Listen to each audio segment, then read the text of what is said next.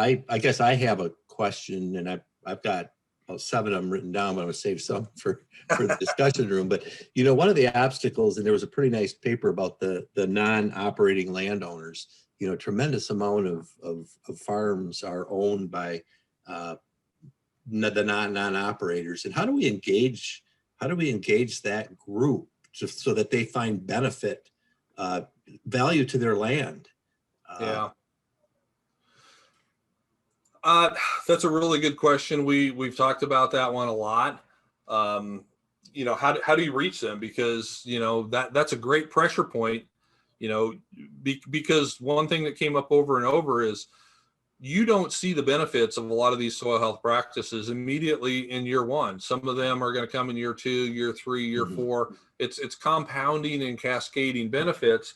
And I'm going to be very hesitant to invest in doing that if I'm not confident that I'm going to have control of this land for 5 years, 6 years, 7 years to reap those benefits. And so we need to get the non-participating landowners to understand that, and either to extend multi-year leases, to their tenants so they can do some of these, or better yet, to even just encourage and say, hey, I really want to do cover crops. I talked to one guy, he has farm ground in Iowa, and he has it written right into the lease of his agreement with his tenant that the tenant has to plant cover crops every year.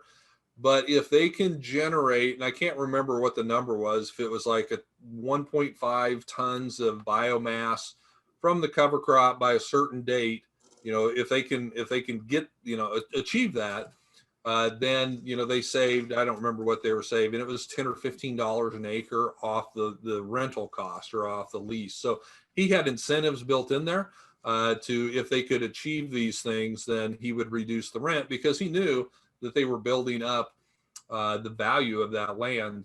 Now, unfortunately, most people are so many generations removed from the land. Most of these absentee landowners, they're very far removed from the land, by generations. And so the picture that they have in their mind is a clean tilled field, is that's what it should look like. And so we just need to change what that picture, we need the picture to look like what's in Paul's background there. That's what it should look like, a growing cover crop that, is preventing erosion and it's preventing weed growth and things like that. So I don't know how we get to those people, because they're so diverse and they're so geographically spread out. It's going to take a very, very coordinated and wide effort from many, many entities, because the landowners are not a homogenous group. They're just everywhere, and they're everybody, and it's going to continue to get more and more diverse as we go. Danielle, she put in a link to the American Farmland Trust report on that particular topic on the non-operating landowners that I think we can go grab if you're interested. And it's interesting, Keith, just I know Christina and I run into it a few years ago about some of the cultivating that next generation. As that land sometimes passes to that next generation, we ran across a farmer at one of our workshops a few years back that basically required cover crops on the land. So those are things that take time. So Keith, you see that there's more farmers? I mean, the window's been pretty short, but with the new administration, there's a lot of discussion about carbon credits and some of the monetary gains that they might get there. Do you get a feel that farmers are a little more interested in soil health and the practices now that there's a carrot out there instead of a stick?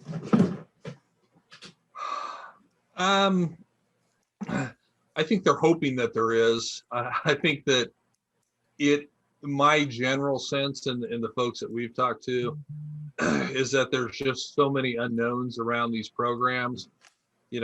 Most of the programs that are on the market right now are so brand new that you can't even find somebody that's had any documented experience with them yet, because they're really, really new. And so I think that there's going to be some level of healthy skepticism until either I have a good experience or I talk to someone else that did, hey, you know what? I actually did get that $15 an acre or $20 an acre or whatever. I actually did get that payment. no, I didn't have to sign away, the whole farm to do it. And, it wasn't a ton of paperwork kind of a thing. So I think that there's a lot of interest.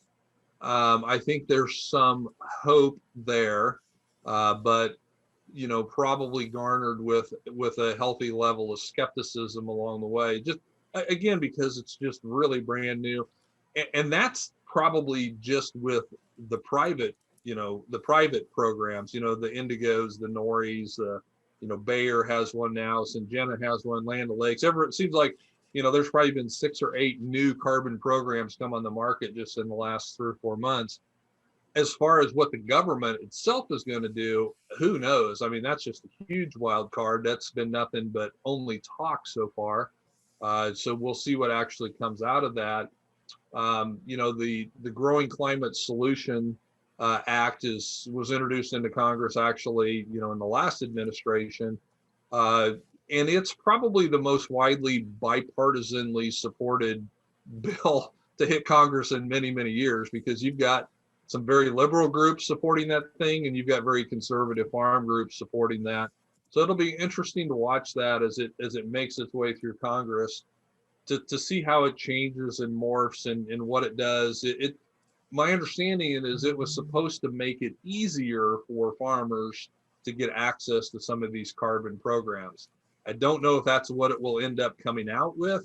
I don't know if they're going to have any sort of regulations and requirements for measurement standards and things like that. I don't know enough about it, but if you're interested in that topic and in that subject, it would actually be a really good one.